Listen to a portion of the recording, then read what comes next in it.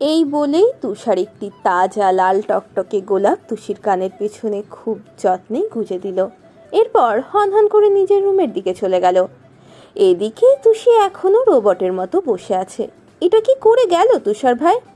জলজ্যান্ত একটা মেয়েকে এভাবে একটু একটু করে মারার প্ল্যান করছে। তুষারের কথাগুলো ভাবতেই দুই হাতে মুখ ঢেকে জোরে জোরে শ্বাস নিল। লজ্জায় কথা বেরোচ্ছে না। ঘুম যেন মুহূর্তেই উধাও হয়ে গেল। তুষারের মুখ থেকে বউ কথাটি বারবার কানে বাজতে লাগলো। থরথর করে কাঁপতে থাকা হাত দিয়ে কানের পিঠে গুজে রাখা গোলাপটি নাকের সামনে এনে জোরে শ্বাস নিয়ে আস্তে করে বিড়বিড় করলো, বউ, তুষার ভাইয়ের বউ।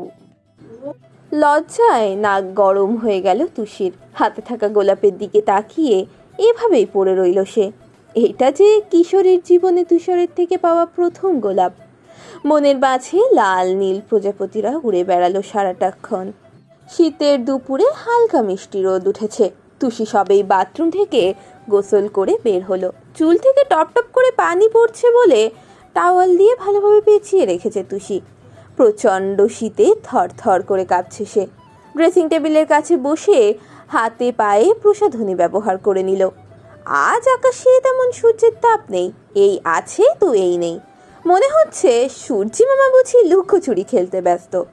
তুষি রুমের থেকে বের হয়ে নূরজাহানকে উচ্চস্বরে ডেকে উঠল, মামি, ও মামি, আমি একটু ছাদে যাই, রুমে ভীষণ শীত, একদমই টিকতে পারছি না। নূরজাহান নামাজ পড়ে মাত্রই বসেছিলেন। তুষির কথায় তাড়াহুড়ো করে বের হয়ে জবাব দিল, খেয়ে যা, এরপর যত খুশি ছাদে বসে থাকি। না মামি, এখন একটু খিদে পাইনি, বিশ্বাস করো। তুমি খাও, আমি কিছুক্ষণ পর নিজে নিজেই বেড়ে খাবো। গেলাম আমি। কথা বলেই ছুটল ছাদের উদ্দেশ্যে। ছাদে ভালোই রোদ থাকে। শীতের সময় মিঠা রোদ গায়ে এসে পড়ে। এদিকে নূরজাহান হন্তদন্ত হয়ে বলল, তুষি এখন যাস না, খেতে তো যা। শেষে তুষিকে না আটকাতে পেরে দীর্ঘশ্বাস ফেলে বলে, মেয়েটা কারো কথা শোনে না, অন্তত নিজের খেয়াল তো নিবি। হতাশ হয়ে খাবার টেবিলে সব গোছগাছ করতে গেলেন তিনি। এর মধ্যেই তুষারও বাইরে থেকে এসেই নূরজাহানকে তাড়া দিল। বলল, আম্মু খুব খিদে পেয়েছে, খেতে দাও। খাবার বাড়াই আছে, তুই হাত মুখ ধুয়ে আয়। তুষার এদিক ওদিক চোখ বুলিয়ে কি যেন খুঁজল। নূরজাহান তুষারকে এইভাবে তাকাতে দেখে বলল, তুষিকে খুঁজছিস? ও রুমে নেই, ছাদে গেছে রোদ পোহাতে। তুষার ধরা খেয়ে জিহ্বায় কামড় দিল। ইস, মা বুঝে ফেলেছে। চট করেই চোখ বন্ধ করলো তুষার। মুখে জোরপূর্বক হাসি টেনে বলল, ইস, মা বুঝে ফেলেছে। কি যে বলো না, ওই বেয়াদবকে খুঁজবো, তাও আবার আমি? আমি তো দেখছিলাম কি কি ধরনের রান্না করছো। আচ্ছা, ওই বেয়াদব আর কতদিন এই বাসায় থাকবে? প্রথম দিকে মুচকি মুচকি হাসলেও শেষের কথায় রেগে গেলেন নূরজাহান। খুন্তি নিয়ে তেড়ে এসে বললেন, কি বললি তুই? তুষি যতদিন ইচ্ছে করে ততদিন থাকবে, তাহলে তোর কি? দরকার পড়লে সারা জীবন রেখে দিব। তোর কোনো সমস্যা? যদি সমস্যা হয় নিজেই বাড়ি থেকে বিদায় হও, ব্যাস। তুষার ঠোঁট ফুলিয়ে বলল, যাক বাবা, এ বাসায় তো মাত্র 3টা রুম, তার মধ্যে একটা তোমার আর বাবার, আর একটা গেস্ট রুম, বাকিটা আমার। এখন তো দেখছি তুষি চুন্নির নজর আমার ঘরের দিকেই। আর কি পারে সে? শুধু আমার সব জিনিসে নজর দেয়াই ওই চুন্নির কাজ। বাজে কথা রাখ, যদি খাস তাহলে এক্ষুনি আয়, আমি একটু শুভ। হায় হায় মেরি আম্মা, শ্বশুরের মেয়ে থাকতে তুমি কষ্ট করবে কেন? দাঁড়াও, আমি দেখছি, তুমি বরং রেস্ট নাও। নূরজাহান তুষারের কথার মানেই ঠিক বুঝলেন না। দুই ভ্রু কুঁচকে বিস্ময় নিয়ে বলল, শ্বশুরের মেয়েকে মানে তোর বউ? বাবা, আমি তো এখনো তোকে বিয়েই করাই নাই। তুষার, এই তুষার, তুই কি আবার ঢাকা নিজে নিজেই বিয়ে করে নিলি নাকি? হায় হায় তুষার, এই তুই কি করলি? আমার কথা একবারও ভাবলি না? দুঃখে কষ্টে নূরজাহান কান্না করে দিলেন। তুষার মায়ের এমন কাণ্ডে হা হয়ে গেল। এটা কি হলো? সে কি কখনো বলেছে যে বিয়ে করেছে, নাকি উল্টোপাল্টা কিছু বলেছে? তবে মা কাঁদছে কেন? বাম হাতে কপাল চাপড়ে হতাশ হয়ে মনে মনে বলল, এ কি হলো? আমি কি কখনো বলেছি বিয়ে করেছি, নাকি উল্টাপাল্টা কিছু বলেছি? তবে মা খাচ্ছে কেন? ড্রামা বাজমা, সারাদিন স্টার জলসা আর জি বাংলা দেখলে তো এমনই হবে। দেখো মা, আমি ওই কথা বলিনি। বলেছি যে তুমি রেস্ট নাও, আমি তুষিকে নিয়ে আসছি। বিশ্বাস করো মা, তোমার ছেলে অবিবাহিত, একদম ফুলের মতো পবিত্র। আর কথা বাড়ালো না তুষার। বড় বড় পা ফেলে ছাদের দিকে রওনা হলো। ছাদের একপাশে খুব মনোযোগ দিয়ে এপাশ ওপাশ দেখছে তুষি। অর্ধেকটা জুড়েই রয়েছে ফুলের বাগান। সেখানে রয়েছে হরেক রকমের বাহারি ফুলের গাছ। বেলি ফুলের গন্ধে চারপাশটা মৌ মৌ করছে। একটা ফুল ছিঁড়ে গন্ধ শুকতেই তুষারকে ছাদে আসতে দেখল তুষি। মুখ ভেঙচি কেটেই রেলিংয়ের উপর অন্যদিকে মুখ করে বসে রইল সে। তুষার ওকে এক নজর পা থেকে মাথা পর্যন্ত দেখতেই ওর দিকে চোখ আটকে গেল। গলা খাকারি দিয়ে বলল, মাথায় এভাবে শাকচুন্নির মতো টাওয়েল পেঁচিয়ে রেখেছিস কেন? তুই কি এই দিন দুপুরে মানুষকে মারতে উঠে পড়ে লেগেছিস? এভাবে দেখতে তোকে কি বিশ্রী লাগছে জানিস? কোনো মানুষ দেখা মাত্রই জ্ঞান হারাবে। তুষারের কথায় মেজাজ খারাপ হয়ে গেল তুষির। দাঁত চেপে বলল, তাতে তোমার কি? আমার যেভাবে ইচ্ছে সেভাবে থাকবো। তুমি কোনো কথা বলতে আসবে না, জ্ঞান হারাবে না, মরে যাবে, এসব জেনে আমি কি করব? তুষার অসহায়ের মতো করে জবাব দেয়, বোকামে, ওসব বুঝবি না তুই, বয়স কম, এই জন্যই কম বয়সের মেয়ের সাথে তর্ক করে মজা নেই। এরা বুঝে কম, চিল্লায় বেশি।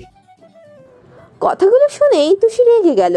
এই বেটা কোনো কথা থেকে কোন কথায় গেল, শালা বদলোক। পুনরায় তুষার বলল, এদিকে আয় দেখি, মাথা মুছে দেই। ঠান্ডা লাগলে তখন তো ঠিকই তোর রাজাকার বাবার কাছে নালিশ করবি। আমরা তোকে ঠান্ডা পানিতে চুবিয়ে চুবিয়ে অসুস্থ করে দিয়েছি। না বাবা, এত রিস্ক নিতে পারবো না। তোর মতো ভয়ঙ্কর মহিলার পেটে পেটে অনেক কুবুদ্ধি। আমাদের মতো ভুলাভালা মানুষদের ফাঁসানোই তোর বড় কাজ। তুষি যত পারছে রাগ নিয়ন্ত্রণ করছে, কিন্তু মনে হচ্ছে এই বুঝি বোম ফেটে যাবে এক্ষুনি।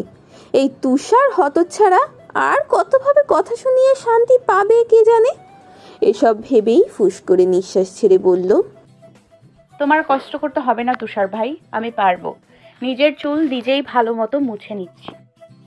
তুষি কথাটি বলেই টাওয়াল খুলতেই খপ করে নিজের হাতে নিল তুষার। মাথা জুড়ে চাটি মেরে বলল, ডাইনি, কেউ কি নিজের চুল নিজে মুছতে পারে? সবাই পারলেও তুই পারবি না, কোনো দিনও পারবি না। যদি পারতি তবে এতক্ষণ তোর চুল শুকিয়েই যেত। আমার থেকে শিখ কিভাবে মুছতে হয়।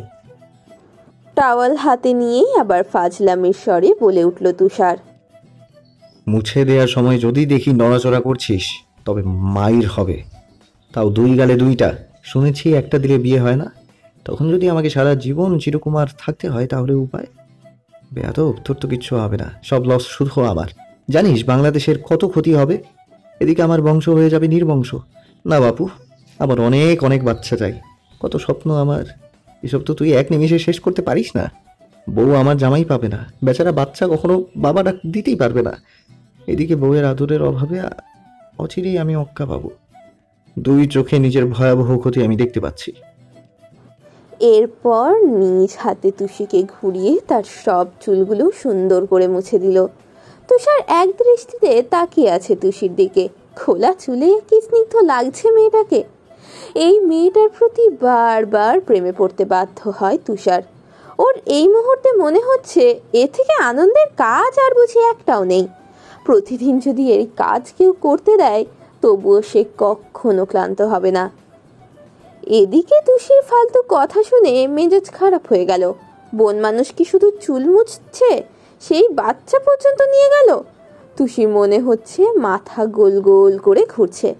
মনে মনে তুষারের 14 গোষ্ঠী উদ্ধার করলো সে। তুষির চুলে নাক ডুবিয়ে শ্বাস নিয়ে মুচকি হেসে বলল, আচ্ছু, কি বিশ্রী গন্ধ আসছে তোর মাথা থেকে। মনে হচ্ছে পচা ডিম তোর মাথায় কেউ ফাটিয়ে দিয়েছে। দূরে যা, দূরে যা। ছি ছি, আমার নাকটাই শেষ। কথাটি বলেই চট করে দূরে সরে গেল তুষার। তুষির আগে গজগজ করতে করতে জবাব দেয়, বন মানুষের ঘরের বন মানুষ, ফাজলামি করো। একটু আগেই শ্যাম্পু করে আসলাম, কি সুন্দর সুগন্ধি। আর তুমি বলছো বিশ্রী গন্ধ, আসলে তোমার নাকেই বিশ্রী। জঙ্গলিদের নাক তো এমনই থাকবে। তুষার মনে মনে হেসে উঠল। তুষিকে রাগিয়ে বেশ মজা পাওয়া যায়। সে বলল, এখন তো আমার নাকেরই সমস্যা। দিন দিন কত কি শুনবো। এই সুগন্ধি নিয়ে ভুলেও তুই বাইরে বের হবি না। বিশ্বাস কর, ওই দিন তাহলে রাস্তায় কাউকে জ্যান্ত পাওয়া যাবে না। তুষি রেগে মেগে ওভাবেই দাঁড়িয়ে থাকলো। ওকে চুপচাপ থাকতে দেখে তুষার ক্ষীণ হয়ে বলল, তুই যেভাবে আছিস ওভাবেই দাঁড়া। এখন আমি তোর কাকের বাসার মতো চুলগুলো বেঁধে দিই। এভাবে নিচে যাওয়া যাবে না। হয়তো তোর ওপর পেতনি ভর করবে। আমার হবে জ্বালা, শেষে কিনা ভয়ঙ্কর পেতনি আমার বউ হবে। না না, এ হতে পারে না। তুষি বিরক্ত হয়ে ফুস করে নিঃশ্বাস ছাড়লো। যদি কেউ ছাদে এসে পড়ে তখন কি হবে? এই জঙ্গলি ভূত এক মুহূর্তেও শান্তি দেবে না তুষিকে, তা সে জানে। তাই বলে ছাদে? ইচ্ছে হচ্ছে কারো ছাদ থেকে এক লাফে টুক করে নিচে পড়ে যেতে, তাহলে একটু হলেও শান্তি পাওয়া যেত। চুল বাঁধার সময় বাঁধলো আর এক বিপত্তি। কোনোভাবেই তুষার ঠিক মতো চুল বাঁধতে পারছে না। তা দেখে তুষি খিলখিল করে হেসে উঠল। তুষার দিল এক ধমক, তবুও তুষির হাসি থামার নাম নেই। রেগে মেগে তুষার চুলে আচ্ছা মতো টেনে ধরলেও তুষি 32টা দাঁত বের করে ক্রমাগত হেসে যাচ্ছে। শেষে তুষিকে না থামাতে পেরে তুষার ছাদের মেঝেতে ধপ করে বসে কাঁদো কাঁদো ভাব নিয়ে বলে, এভাবে হাসিস না তো সুচন্নি। আমার বুকে ভীষণ ব্যথা হয়, নিঃশ্বাস নিতে পারি না, আমার হার্টবিট ফাস্ট হয়ে যায়। এই দেখ, মনে হচ্ছে এখনই হার্ট অ্যাটাক করে ফেলবো। সব দোষ তোর। মরার আগে সবাইকে বলে যাব এক শাকচুন্নির ভয়ঙ্কর হাসিতে অবুঝ নাদান ছেলের মৃত্যু। তুষির হাসি থেমে তৎক্ষণাৎ সারা মুখে লজ্জা এসে ভিড় করলো। ছাদে আর দেরি না করে তরতর করে সিঁড়ির দিকে পা বাড়ালো সে। মনে মনে বলল, আস্ত বন মানুষ একটা। সময়টা তখন সন্ধ্যা নামার আগ মুহূর্ত। আকাশের লাল আভায় চারপাশে স্নিগ্ধ শান্তি বিরাজ করছে। ফুরফুরে বাতাস বইছে চারিদিকে। পার্কের একটি পুরনো কাঠের বেঞ্চে বসে আছে মিরাত। প্রায় 30 মিনিট হলো রাফসার জন্য অপেক্ষা করছে সে। শুধুমাত্র এই পার্কের গাছ, রাস্তা, পুরনো রং উঠে যাওয়া বেঞ্চই জানে শত শত যুগলের ভালোবাসা ও বিচ্ছেদ হওয়ার গল্প। কখনো বা প্রেমিকার লজ্জাময় মুখ আর প্রেমিকের দুষ্টু হাসি, বেকার প্রেমিকের 10 টাকার ঝালমুড়ি অথবা এক মুঠো বাদাম। এসব গল্পেই তারা সাক্ষী হয়ে থাকবে চিরটাকাল। কাল রাতেই মিরাজ বলে রেখেছে যে যে করেই হোক আজ বিকেলে দেখা করা চাই। তবুও প্রথমে রাফসা গাইগুই করছিল, কোনোভাবেই আলাদাভাবে সে দেখা করতে পারবে না। মিরাজও হাল ছাড়েনি। অনেক কাঠখড় পোয়াতে হয়েছে রাজি করানোর জন্য। শেষে অবশ্য কাজ হলো। রাফসার তবুও এক শর্ত, 20 মিনিটের বেশি সে থাকবে না। গুনে গুনে 35 মিনিট পর রাফসা এসে ধপ করে বসে পড়ল। মিরাজের দিকে এক নজর দেখেই চোখ সরিয়ে সামনের দিঘির পানে মুগ্ধ দৃষ্টিতে তাকালো। 3-4টে নৌকা ভেসে বেড়াচ্ছে, তার মধ্যে কয়েকটা যুগলবন্দী হয়ে ভালোবাসা বিনিময় করছে। কি মিষ্টি সেই দৃশ্য! ওইদিকে তাকিয়ে প্রশ্ন ছুড়ল মিরাজের দিকে, কিসের জন্য এত আয়োজন করে ডেকে আনলি জানতে পারি? মিরাজ উসখুস করা শুরু করলো। রাফসা ওর দিকে এক পলক তাকাতেই গলা খাকারি দিয়ে মাথা চুলকে বলল, এমনি ভাবলাম তোর সাথে সময় কাটানো যাক। রাফসা এবার ওর দিকে সরাসরি পাশ ফিরে তাকালো। চোখের দিকে পলকহীনভাবেই তাকিয়ে শুধালো, এতটুকুই, আর কিছু না? না, আর কি, আসলে মনে পড়ছে না। রাফসা হতাশ হলো। চোখ সরিয়ে আবারও সামনে দৃষ্টি জোড়া নিবদ্ধ করলো। মিরাজ বুঝলো বোকামি করে ফেলেছে ও। তৎক্ষণাৎ জোরে জোরে কয়েকবার শ্বাস নিয়ে স্বাভাবিক হয়ে আবার বলল, ও হ্যাঁ, মনে পড়েছে। বলছিলাম যে কয়েকদিন আগে যে বইটা দিয়েছিলাম পড়েছিলি? কেমন বইটা? ভালো, খুব ভালো। রাফসার নির্বিকার জবাব। এহেন কথায় মিরাজ একটু মনে জোর পেল।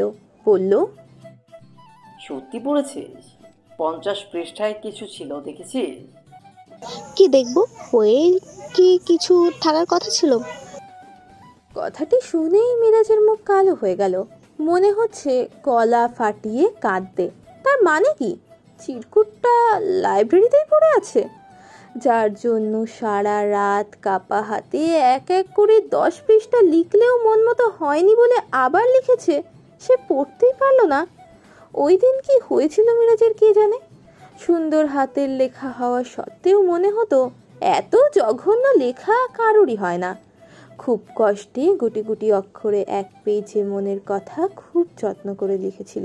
মুখে যা বলা যায় না, এর জন্যই তো কাগজে লেখা। কষ্টে মিরাজের বুক ফেটে যাচ্ছে। মন খারাপ করে সেখানেই বসে রইল সে। এদিকে ইচ্ছে করেই মিথ্যে বলল রাফসা। ওই দিন বাসায় যাওয়ার পরই এক বসায় পুরো বই পড়ার সময় সাদা একটা খাম দেখতে পায়। কাগজের ভাঁজ খুলতেই খুব যত্ন করে লেখা মসৃণ কয়েকটা লাইনের শব্দ।